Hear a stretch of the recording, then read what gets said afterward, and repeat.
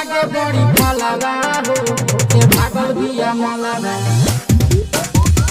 माल के पसंद बा तो फलवा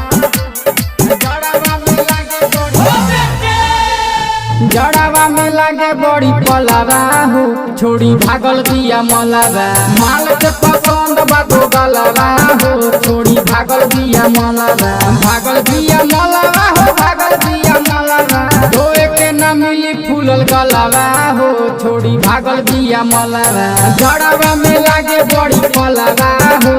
के भागल बिया मलवा माल के पसंद बा तो गलवा हो छोड़ी भागल बिया मलवा। Music by DJ Umesh Shukipur बाजार।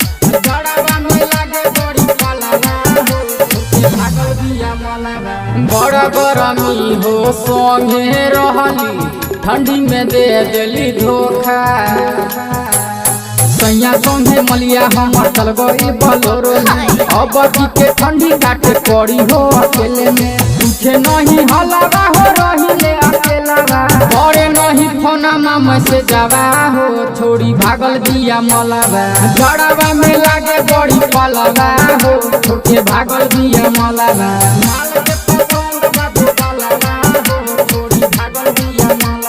Music by DJ Umesh Shukipur बाजार।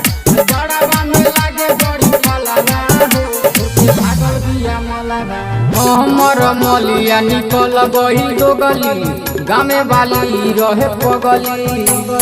लेत होई मजा छौरी अपना भतार से सैया संगे सुतत होई टंगड़ी पसार के कमला बिहारी संगे कैले छौरी छलवा माल के पसंद बा दो गलवा हो छोड़ी भागल बिया मलवा जड़ावा में लागे बड़ी फलवा हो के भागल बिया मलवा।